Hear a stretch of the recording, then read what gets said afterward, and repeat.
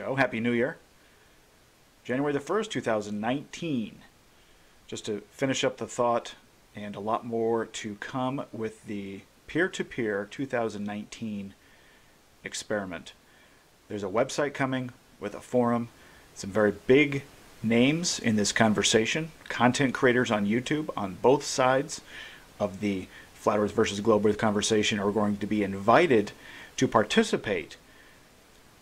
And especially you globe defenders that are going to be invited that choose not to participate, well, you're going to probably have to explain why you don't want to participate.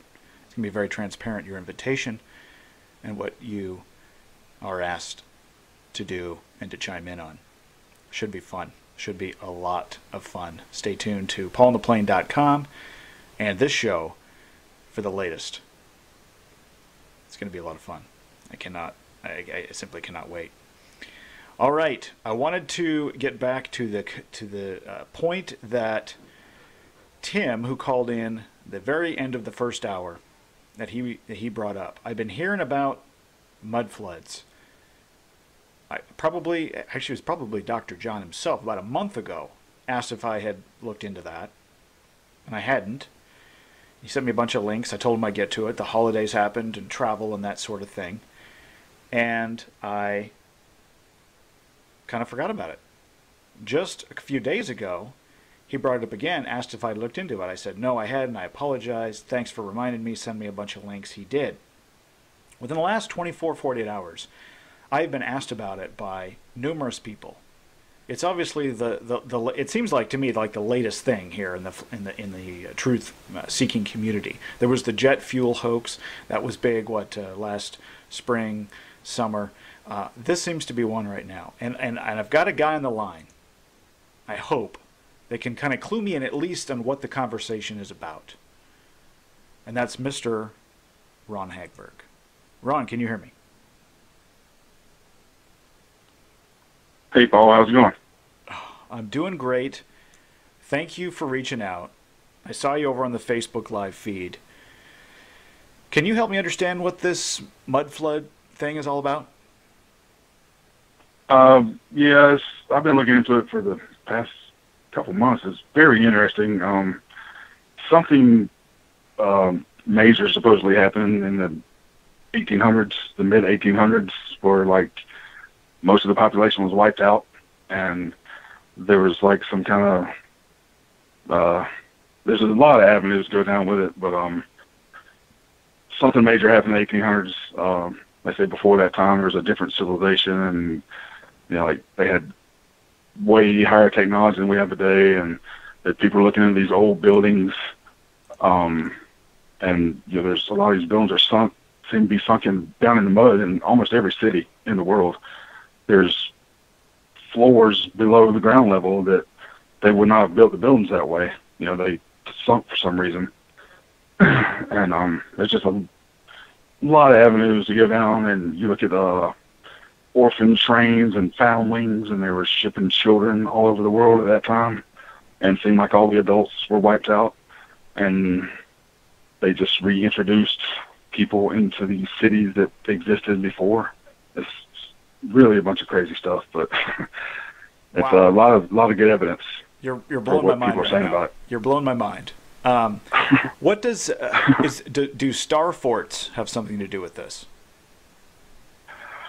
I think they do, but I haven't looked that far into star forts yet. I haven't really looked into that yet. That was just another link that I was sent, and I watched a little bit of it, and I just saw it was a video of. I want to get back to what you said, but the video that I saw about star forts was done with Google Maps in France, all around the city of Paris, and all of the different star forts there, and obviously looking straight down, from the high altitude drones or balloons or whatever these, they're taking these pictures from and seeing these star forts, and I don't know how that correlated, but I assume there was some correlation with that. So let's get back to this, and forgive my ignorance here. I simply have not looked into this. So now I'm obviously very intrigued, and I want to learn more and to see this evidence that you're talking about. So they're saying, or the evidence is pointing to the mid 1800s, that there was some big event, some natural or maybe unnatural event that occurred, and there was mud all over the place. And how did that equate to the rest of the stuff that you were talking about then? You know, with the buildings and with the what you said, the population was nearly wiped out. What is the evidence for that? You know, and I'm not questioning it. I'm simply sitting here just listening. So Yeah. please impart what you've learned and what I need to go look into. Well, it has to do with like all the history is being hidden from us. You know, they're trying to lie about everything. You know, of course, you know that. But these houses and stuff. You know, I look at the Gilded Era houses. That's something to look into. Where all these billionaires, the Rockefellers and all these people that came to America, and there's these amazing mansions that would cost, hundreds of millions of dollars to build in today's money. And supposedly they built these, but there's no pictures of them being built. And then just a few years later, they destroyed them all. And they were like, supposedly like a worldwide civilization that was super advanced, and they're trying to wipe out all that and destroy all the buildings. There's theories that that's what all the wars are about, destroying all this technology. And they had free energy, and Tesla, that's what he was trying to give the world back, the free energy after, I guess he probably found some of those old buildings and figured out the system and was trying to bring it back. And it all ties together. It's just a bunch of crazy stuff. Well, but yeah, okay. So, I mean, this is kind of like when I first started looking into flat Earth. You start getting these puzzle pieces. Start seeing this story and this story and this story, and you start looking into it, and then it kind of builds the puzzle for you. You start getting to see the big picture. So that would make sense, because I have been hearing about was it the Tartarian Empire, and the evidence that is still existing from that. And the underground cities, these mass underground cities. The estimates are somewhere between as many as 20,000, and there was this one city they estimated that potentially 60,000 people could have existed in for a long period of time, many months, that had advanced ventilation systems and all that. And then there's stories that have been passed down. Again, I mean, obviously we don't have any video or pictures or anything to look back on to investigate from that angle, but about these vast flying machines that existed, almost city-sized machines that were able to fly because they had understood density, buoyancy, a lot of the stuff I think that Noxie's been kind of building on, and understanding how to separate, how the object separates from the fluid that it's contained in, and understanding all of that. So these things, and to the caller that was in the very first part of the show tonight, said, hey, look, and we both agreed that our history is being hidden from us. At some level, there is, something that we're not being shared, not being taught about what happened historically speaking. And so there was a lot going on 100, 200 years ago that we're not privy to. Would you agree? Yeah. Oh, yeah, definitely. I've also looked at some. If you look at older documents from around the 1600s, they added a 1 in front of the year, like they added 1,000 years to the timeline. It's weird. You can see some old documents that have an I or a J in front of the year, which stood for like the year of our Lord. It'd be like an I, 545 or whatever, and they changed that to a 1 at some point. And it's just, I think it all links together. Yeah. But they're trying to hide something, some major event. Maybe they caused it. Maybe the evil took over the world. Whatever. There was maybe a peaceful civilization that was ruling the world, and they didn't want, evil took over and tried to wipe it out. I don't, who knows? But there's a lot of interesting stuff in it. There's a lot of evidence that something major happened. Well, this kind of goes then into predictions, maybe for 2019, and again to the earlier caller as well, saying, things are accelerating quickly to come to a head, Mm-hmm. and to some of the people that have sent me, links to some of this information, videos and documents and what have you about this, major events and catastrophes that had happened in the past, the polar shift, and things like that, historically speaking, that there's evidence that there were these events that caused a lot of loss of life, whether it's, whatever that was. And you can argue, we can probably argue back and forth if it was on purpose or if it was something that would be considered just natural. But, Yeah. Is that something that we should be concerned with now? Should we be preparing for that? I think anybody that's in the truth-seeking community is going to say you need to be prepared. The question is, at what level? Yeah. What level do we need to do that? And is this something that in the next 12 months that potentially we could see, in your opinion? Yeah. I mean, yes. Yes, you agree. in the next, what, 15 or next 15, 12 to 15 months, maybe, you think, huh?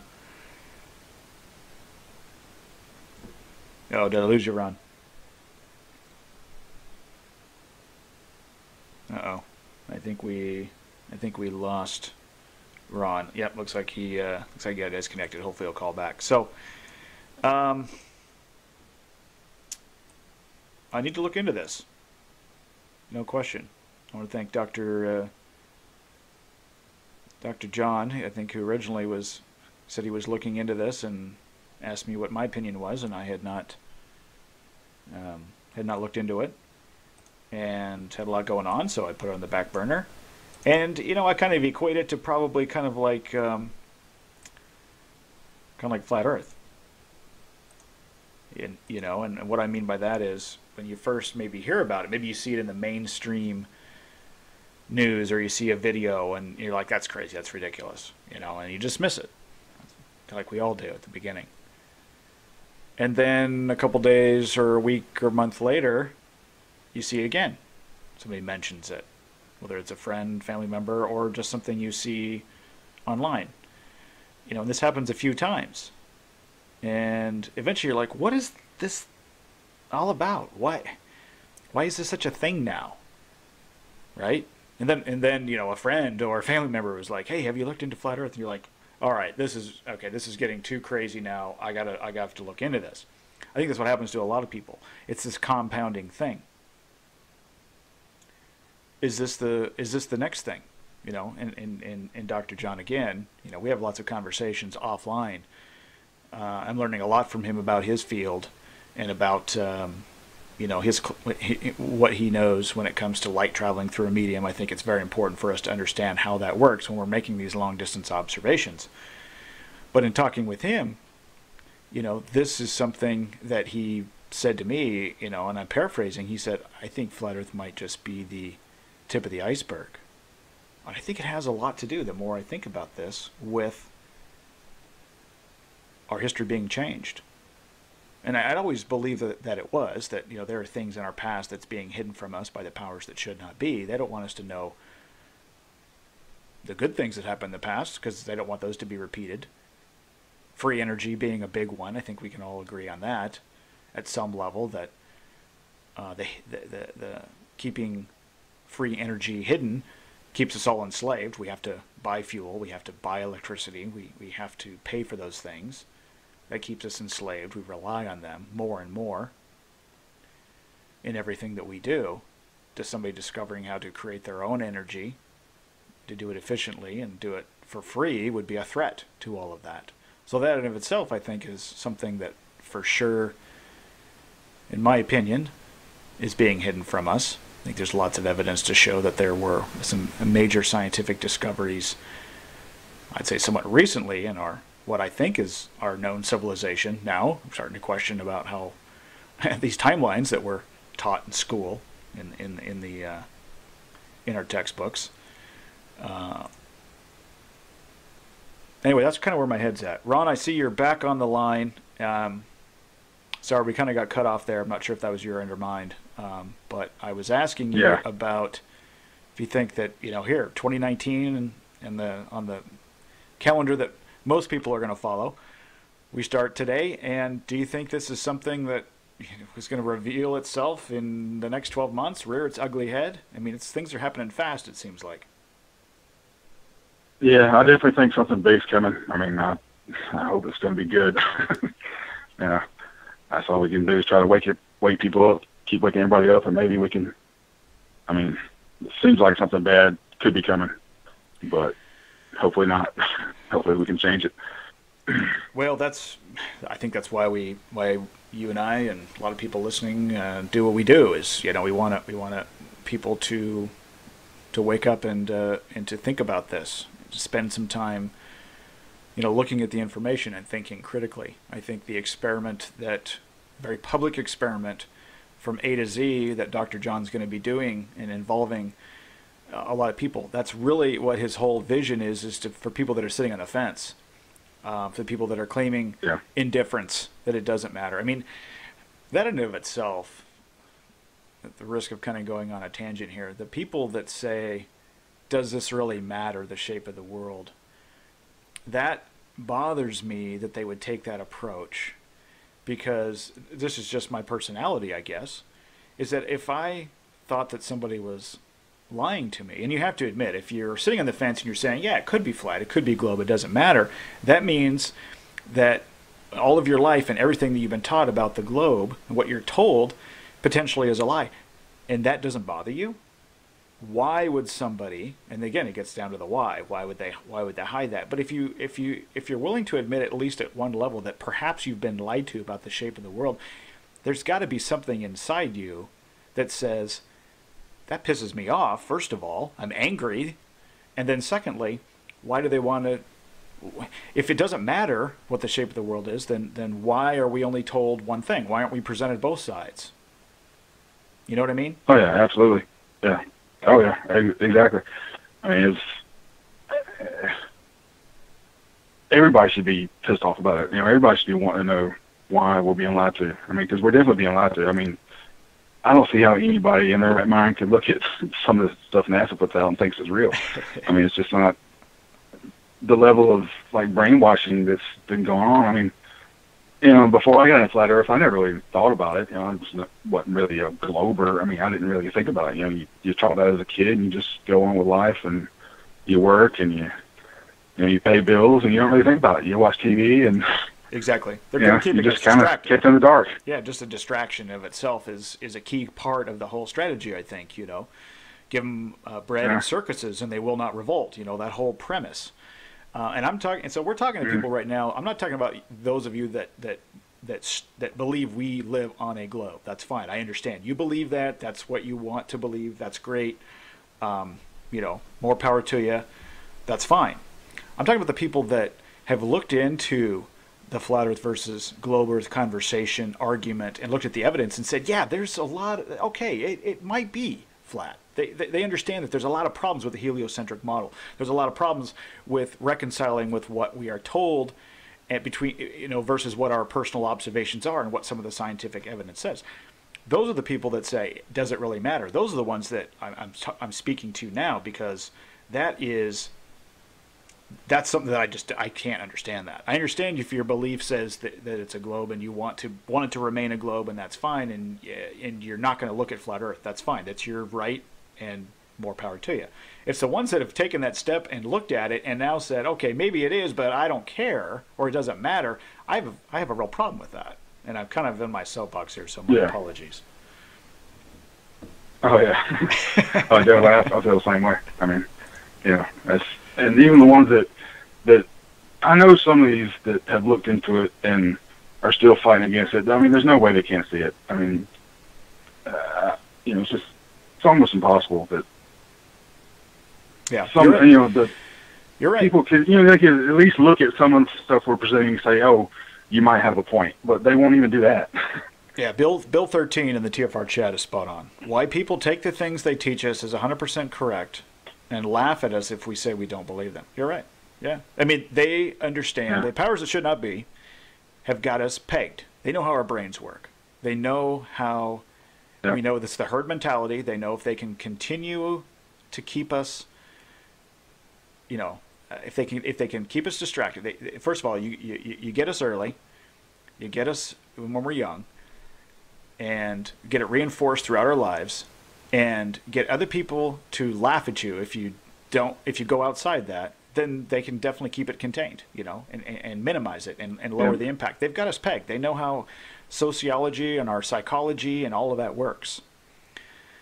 I'm with you, Bill 13. That's exactly what the whole idea is that you get ridiculed and mocked if you ask questions. Look at the moon landing thing with Steph Curry. A couple weeks back. What was that? Middle of December or so. He goes on a podcast and says, "I don't think we went to the moon," and everybody's in an uproar. He faces a big backlash. Whether that was a media stunt or whether he was truly believed it, and then he got talked out of it and wanted to, and whatever. The point is look at the reaction that mainstream took. They didn't say, well, here's a guy that, maybe, thinks independently and doesn't just believe everything. Did anyone say, hey, Steph, can we just spend some time and you break down why? No, it was just like, you're an idiot. He's a Kyrie Irving. He's another conspiracy theorist, That was the whole idea. And that was, maybe that's the whole idea, is to test how the public reacts to this stuff, I don't know. Who knows? What do you think, Ron? We've got about 4 minutes left, but anyway, you got the last word. What do you think about this whole thing? I think the same thing. I think it's just kind of like a litmus test. They're putting out this terrible stuff. I mean, I'd go on all the time. This stuff that's supposed to be live from the ISS. And it's just, you can't. I mean, how could you believe that's even real? I mean, it just looks like a cartoon. And they have to. I think they have to tell us the truth in some form, and they put it out there. But some people just can't see it. I don't know why, but it's crazy. But hopefully we can wake more people up. This thing is exploding, and hopefully we can turn all this, craziness around. There's power in numbers, and the more people that we can get to just question this and start looking into it, I already feel that just from even a year ago or 2 years ago when I really woke up to the reality that we're being lied to at some level. I mean, I bought everything hook, line, and sinker. I was totally distracted, and I've told my story many times. This I was just a product of the system for sure, and I'm very thankful that I didn't. My ego wasn't big enough that kept me from seriously taking a look at things and trying to think critically. But at the end of the day, I think it's not as crazy now. If you go up to somebody and you say, "Have you looked into flat Earth?" Yeah, I've heard about that. Well, what's that all about? And you could talk to them. I think it was 2 years ago. It was like people would look at you even really crazy, like are you nuts? People have heard about it now. It's been in mainstream. I mean, we've had a lot of help there, and so it's kind of softened the blow, and maybe you can get a chance to talk to him a little bit more and show him some of this evidence, and send him to the website when Dr. John gets this thing up, to show him some real science about measuring the surface of water over a great distance, where a bulge should be, where if the Earth is curved, is the size that they tell us it is. And we're using the globe math here, people. We're using the people that wrote your textbooks. We're using the Bill Nye, we're using the Neil deGrasse Tyson math of the globe that they tell us the size it is, and we're testing their theories. We're testing their science. So, if you like science, stop saying there's no science behind flat Earth. It's ridiculous. That just means it means you're either lying or you haven't looked into it, because there is. And you'll be able to send them to a website. Here's the whole idea. Instead of going to metabunk.org, you're going to go to peer-to-peer 2019, the website, and you're gonna have a forum where there's going to be people discussing science objectively, and not some models or 2D simulations. It's going to be empirical science. It's going to be natural science. There's going to be evidence behind it. It's going to be real life observations. So anyway, Ron, thanks for the call. I appreciate you catching me up. I got a lot of homework to do. I got to look into this. If you got some other links, please send them away. Yeah, look into it. Yeah, I appreciate that. All right, well, take care, buddy, and we'll talk soon. All right. All right, man. All right. All right. Stay flat. Later. Happy New Year. Happy New Year to you as well. All right, got another minute left here. Another Paul on the Plane Live, just about in the books here on Truth Frequency Radio. Thanks for hanging with me. Strange World with Mark Sargent is coming up next. Don't miss this week. Dome Life with Paul on the Plane. My podcast is going to be out probably on Wednesday night, tomorrow night, Thursday morning. I've got my interview with Dr. John. I've got Noxie Knows. I've got Down Over with Mitch in Australia. A lot of cool stuff we're going to be covering in this week's episode. Available on my website, paulintheplane.com, or on Spotify, iTunes, or SoundCloud. All right, thanks again, everybody. Appreciate it. I appreciate you listening. Much love across the plane. Again, Strange World with Mark Sargent is next right here on Truth Frequency Radio. Good night, everybody. As always, stay flat. We'll see you next week.